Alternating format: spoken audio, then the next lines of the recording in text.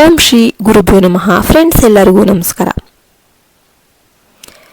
ವೃಶ್ಚಿಕ ರಾಶಿಯವರ ಈ ಸಮಯವು ಜೀವನದ ದಿಕ್ಕನ್ನೇ ಬದಲಾಯಿಸುವಷ್ಟು ಪ್ರಭಾವಶಾಲಿ ಅವಧಿಯಾಗಿದ್ದು, ಶನೀಶ್ವರನ ಗಂಭೀರ ದೃಷ್ಟಿಯಿಂದ ನಿಮ್ಮೊಳಗಿನ ಅಸ್ಥಿರತೆ ನಿಧಾನವಾಗಿ ಶಮನವಾಗುತ್ತೆ. ಜನವರಿ 12ರಿಂದ ಫೆಬ್ರವರಿ 15ರವರೆಗೆ ನಡೆಯುವ ಈ ಕಾಲಘಟ್ಟದಲ್ಲಿ ನೀವು ಅನುಭವಿಸಿದ ಕಷ್ಟಗಳು ವ್ಯರ್ಥವಾಗಿಲ್ಲ ಎಂಬ ಭಾವನೆ ನಿಮ್ಮ ಮನಸ್ಸಿಗೆ ಬಲವಾಗಿ ನಾಟುತ್ತೆ. ಹಿಂದೆ ಹಣಕಾಸಿನ ಅಡಚಣೆಗಳು, ಸಾಲದ ಒತ್ತಡ, ಯಾರ ಮೇಲೆ ನಂಬಿಕೆ ಇಡಬೇಕು ಎಂಬ ಗೊಂದಲ, ನಿರಂತರವಾಗಿ ಕಾಡ್ತಿದ್ದ ಆತಂಕ ಇವೆಲ್ಲವೂ ಕೂಡ ಈಗ ಒಂದೊಂದಾಗಿ ಕಡಿಮೆ ಆಗ್ತಾ ಬರುತ್ತೆ. ವಿಶೇಷವಾಗಿ ಹಣದ ವಿಷಯದಲ್ಲಿ ಶನಿ ನಿಮಗೆ ಶಿಸ್ತನ್ನು ಕಲಿಸ್ತಾರೆ. ಅನಾಗತ್ಯ ಖರ್ಚುಗಳು ತಾನಾಗಿಯೇ ಕಡಿಮೆಯಾಗುತ್ತೆ. ಆದಾಯದ ಮಾರ್ಗಗಳು ನಿಧಾನವಾಗಿ ಸ್ಥಿರವಾಗುತ್ತೆ. ಹಳೆಯ ಸಾಲಗಳನ್ನು ತೀರಿಸುವ ಅವಕಾಶಗಳು ಕೈಗೂಡುತ್ತೆ. ಬಹುಕಾಲ ತಲೆನೋವಾಗಿ ಕಾಡಿದ್ದ ಕೋರ್ಟ್ ಪ್ರಕರಣಗಳು ಅಥವಾ ಕಾನೂನು ಸಂಬಂಧಿತ ಸಮಸ್ಯೆಗಳು ನಿಮ್ಮ ಪರವಾಗಿ ಜಯವನ್ನ ಕೊಡುತ್ತೆ. ಇದರಿಂದ ನಿಮ್ಮ ಆತ್ಮವಿಶ್ವಾಸ ಮತ್ತಷ್ಟು ಗಟ್ಟಿಯಾಗುತ್ತೆ. ಉದ್ಯೋಗದಲ್ಲಿರುವ ವೃಶ್ಚಿಕ ರಾಶಿಯವರಿಗೆ ಈ ಅವಧಿ ಪರಿಶ್ರಮಕ್ಕೆ ಫಲ ಸಿಗುವ ಕಾಲವಾಗಿದ್ದು, ನೀವು ಮೌನವಾಗಿ ಮಾಡಿದ ಕೆಲಸಗಳು ಈಗ ಮೇಲಾಧಿಕಾರಿಗಳ ಗಮನಕ್ಕೆ ಬರುತ್ತೆ. ಹೊಸ ಜವಾಬ್ದಾರಿಗಳು, ಗೌರವ, ಪದೋನ್ನತಿ ಅಥವಾ ನಿಮ್ಮ ಕೆಲಸದ ರೀತಿಗೆ ವಿಶೇಷ ಮೆಚ್ಚುಗೆ ದೊರೆಯಬಹುದು. ಕೆಲವರಿಗೆ ಕೆಲಸದ ಸ್ಥಳ ಬದಲಾವಣೆ ಅಥವಾ ಹೊಸ ಅವಕಾಶಗಳ ಸೂಚನೆ ಕೂಡ ಇದೆ. ವ್ಯಾಪಾರ ಕ್ಷೇತ್ರದಲ್ಲಿರುವವರಿಗೆ ಶನಿ ತಾಳ್ಮೆ ಮತ್ತು ದೂರದೃಷ್ಟಿ ನೀಡ್ತಾನೆ. ಯಾವ ಹೂಡಿಕೆ ಸುರಕ್ಷಿತ, ಯಾವುದು ಅಪಾಯಕಾರಿ ಎಂಬ ವಿವೇಕ ಬೆಳೆಯುತ್ತೆ. ತಾತ್ಕಾಲಿಕ ಲಾಭಕ್ಕಿಂತ ದೀರ್ಘಕಾಲದ ಸ್ಥಿರತೆಯನ್ನು ಆಯ್ಕೆ ಮಾಡುವ ಮನಸ್ಥಿತಿ ಮೂಡುತ್ತೆ. ಇದರಿಂದ ಮುಂದಿನ ದಿನಗಳಲ್ಲಿ ಬಲವಾದ ಆರ್ಥಿಕ ನೆಲೆ ನಿರ್ಮಾಣವಾಗುತ್ತೆ.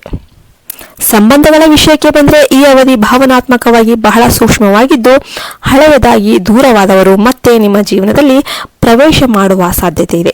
ಹಿಂದೆ ಉಂಟಾದ ತಪ್ಪು ಅರಿವು ಸರಿ ಹೋಗುತ್ತೆ. ಕುಟುಂಬದಲ್ಲಿ ಒಡನಾಟ ಹೆಚ್ಚಾಗುತ್ತೆ. ಆದರೆ ಈ ಸಮಯದಲ್ಲಿ ಅತಿಯಾದ ಆಕರ್ಷಣೆ, ತಪ್ಪು ಸಂಬಂಧಗಳು ಅಥವಾ ಕ್ಷಣಿಕ ಸಂತೋಷದ ಹಿಂದೆ ಹೋಗುವ ಪ್ರವೃತ್ತಿ ನಿಮಗೆ ಸಮಸ್ಯೆಯನ್ನ ಉಂಟು ಮಾಡಬಹುದು. ಶನಿ ಇಂತಹ ತಪ್ಪುಗಳಿಗೆ ಕಠಿಣವಾದ ಪಾಠ ಕಲಿಸುವ ಗ್ರಹ ಆಗಿರೋದ್ರಿಂದ ನೀವು ಸಂಯಮ ಮತ್ತು ನೈತಿಕತೆ ಅತ್ಯಂತ ಅಗತ್ಯವಾಗಿರುತ್ತೆ. ಇನ್ನು ವಿವಾಹ ಯೋಗ ಇರುವವರಿಗೆ ಫೆಬ್ರವರಿ ಮೊದಲಾರ್ಧದಲ್ಲಿ ಅನುಕೂಲಕರ ಸೂಚನೆಗಳು ಕಾಣಿಸುತ್ತೆ. ಇನ್ನು ಆರೋಗ್ಯದ ದೃಷ್ಟಿಯಿಂದ ನೋಡಿದರೆ ದೇಹಕ್ಕಿಂತ ಹೆಚ್ಚು ಮನಸ್ಸಿನ ಆರೋಗ್ಯ ಕಡೆ ಗಮನ ಕೊಡಬೇಕಾದ ಕಾಲ ಇದಾಗಿರುತ್ತೆ.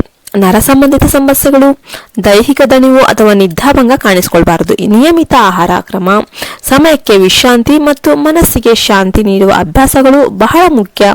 ದೈವಿಕವಾಗಿ ಈ ಅವಧಿಯಲ್ಲಿ ನವಗ್ರಹ ಸ್ಮರಣೆ, ಶನಿದೇವರ ಧ್ಯಾನ ಮತ್ತು ಗ್ರಾಮ ದೇವತೆ ಅಥವಾ ಇಷ್ಟ ದೇವದ ಆರಾಧನೆ ಮಾಡಿದರೆ ಶನಿಯ ಕಠಿಣತೆ ಕಡಿಮೆಯಾಗುತ್ತೆ. ವಿಶೇಷವಾಗಿ ಎಳ್ಳೆಣ್ಣೆ ದೀಪಾರಾಧನೆ, ದಾನ ಧರ್ಮಗಳು ಮತ್ತು ಶಿಸ್ತಿನ ಜೀವನ ಶೈಲಿ ಅನುಸರಿಸಿದರೆ ಅದೃಷ್ಟದ ದಾರಿಗಳು ನಿಧಾನವಾಗಿ ತೆರೆಯುತ್ತೆ. ಒಟ್ಟಾರೆ ಈ ಸಮಯ ವೃಶ್ಚಿಕ ರಾಶಿಯವರಿಗೆ ಪರೀಕ್ಷೆಯ ಜೊತೆಗೆ ಪರಿಪಕ್ವತೆಯನ್ನು ನೀಡುವ ಹಂತವಾಗಿದ್ದು, ಸಹನೆ, ಶ್ರದ್ಧೆ ಮತ್ತು ಸತ್ಯದ ಮಾರ್ಗವನ್ನು ಹಿಡಿದವರು ಮುಂದಿನ ದಿನಗಳಲ್ಲಿ ಸ್ಥಿರತೆ, ಗೌರವ ಮತ್ತು ನೆಮ್ಮದಿಯ ಜೀವನವನ್ನು ಸಾಧಿಸುವುದು ನಿಶ್ಚಿತ. ಫ್ರೆಂಡ್ಸ್, ಇದಾಗಿತ್ತು ಇವತ್ತಿನ ವಿಡಿಯೋ ಇಷ್ಟ ಆದರೆ ಲೈಕ್ ಮಾಡಿ. ನೀವು ಒಂದೇ ಒಂದು ಲೈಕ್ ಕೊಡೋದ್ರಿಂದ ವೃಶ್ಚಿಕ ರಾಶಿಯ ಎಲ್ಲರಿಗೂ ಕೂಡ ವಿಡಿಯೋ ರೀಚ್ ಆಗುತ್ತೆ. ಮತ್ತು ನಿಮ್ಮದು ವೃಶ್ಚಿಕ ರಾಶಿಯಲ್ಲಿ ಯಾವ ನಕ್ಷತ್ರ ಅಂತ ಕಮೆಂಟ್ ಮಾಡಿ. ನಂದು ವೃಶ್ಚಿಕ ರಾಶಿಯಲ್ಲಿ ಜ್ಯೇಷ್ಠ ನಕ್ಷತ್ರ.